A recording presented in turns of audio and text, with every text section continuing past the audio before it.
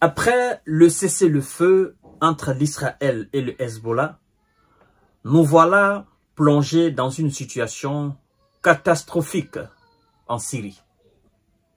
En Syrie, de M. Bachar Achar. M. Bachar est aujourd'hui dans toutes les difficultés. Et il ne faut pas qu'on se leurre. L'objectif des rebelles, des islamistes, dans cette situation, c'est de renverser Bachar.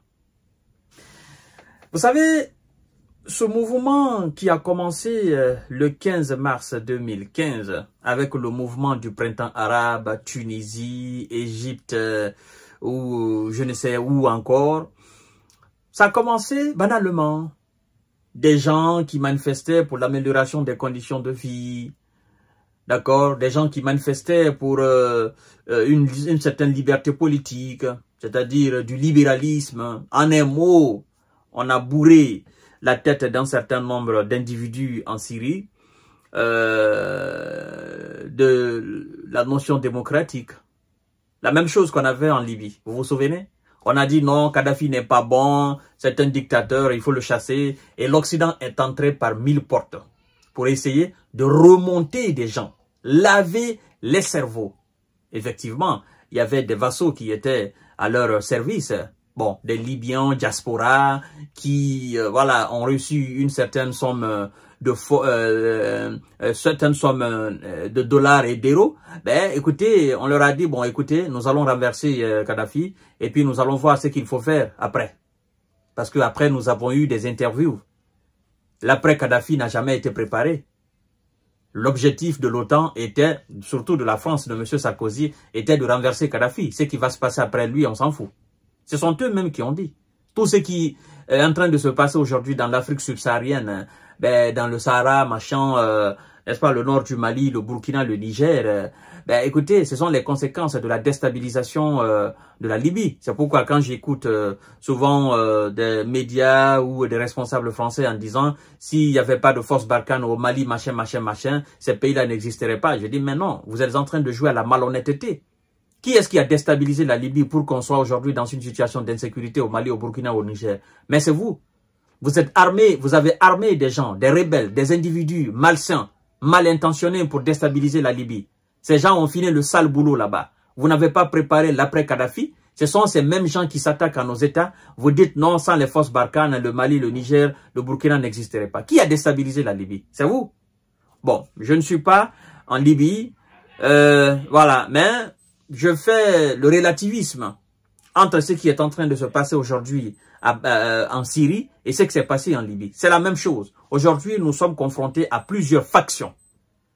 Des terroristes, des islamistes, des rebelles. Il y a tout genre de mouvements en Syrie actuellement. Il n'y a pas un seul. Il y a plusieurs. C'est ça, au fait, le problème. Et leur objectif, c'est quoi? Ils n'ont pas d'objectif précis. C'est ça la réalité. Vous demandez tel groupe, eux ils vous disent non, nous nous battons pour la liberté. Vous demandez autre, eux ils vous disent non, non, il faut que Bachar parte. Maintenant Bachar parte, qui est la solution en Syrie? D'ailleurs, le ministre des Affaires étrangères syrien aujourd'hui est sorti d'une réunion, je crois bien, avec ses homologues en Irak. Je crois bien, hein.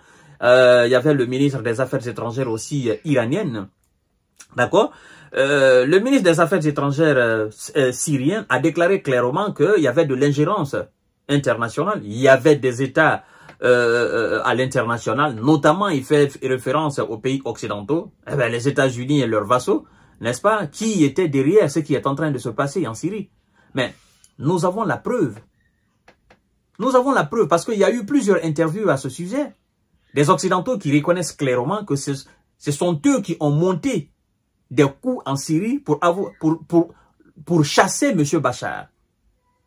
Vous comprenez? Mais quand ils ont compris que la situation les échappait, ben, écoutez, ils ont essayé de changer leur veste. Mais la situation était déjà partie. Ils ont armé des gens. Ils ont formé des gens.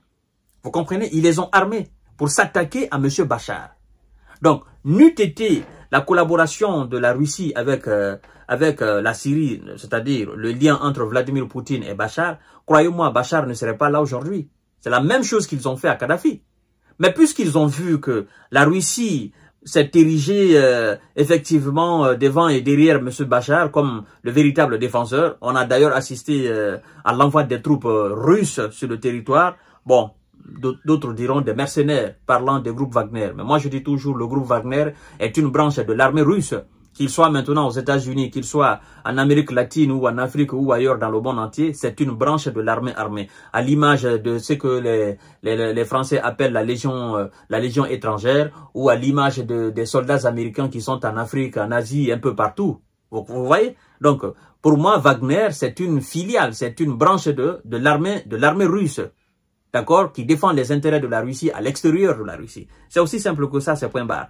Et donc, n'eût été la dextérité même, la combativité de ces gens-là, ben, écoutez, Bachar ne serait pas là aujourd'hui à la tête de l'État. Donc, ils viennent de commencer, je crois bien c'était le mois de novembre là, ben, ils ont pris un certain nombre de villes, des villes clés en Syrie. Les rebelles, ils ont pris. Et je crois d'ailleurs que ça l'aide des Occidentaux. Parce que, posez-vous la question, ces gens-là, ils ne sont pas soutenus par l'Iran, ils ne sont pas soutenus par l'Irak. Qui est-ce qui les fournit d'armes? Ils ne sont pas soutenus par l'Arabie Saoudite. Tous ces gens-là les combattent. Qui est-ce qui les fournit en armes? Qui est-ce qui les donne les moyens? Vous n'allez pas me dire que ce sont des exploitants de pétrole. Vous n'allez pas me dire qu'ils ont des milliards, ils ont des coffres-corps de gauche à droite. Non. Ben, c'est ceux qui ont l'intérêt que Bachar saute. Ce sont eux qui sont en train d'armer des gens contre le gouvernement légal de Bachar. D'ailleurs, aujourd'hui, la Russie a invité ses ressortissants de sortir du pays tant qu'il y a la possibilité. D'accord, à travers les vols commerciaux. On dit aux ressortissants russes de sortir. Maintenant, qu'est-ce qui va se passer? Est-ce que Vladimir Poutine va encore déployer les moyens colossaux pour essayer de mettre fin à cette situation voilà, qui va certainement faire couler assez d'encre et assez de sang?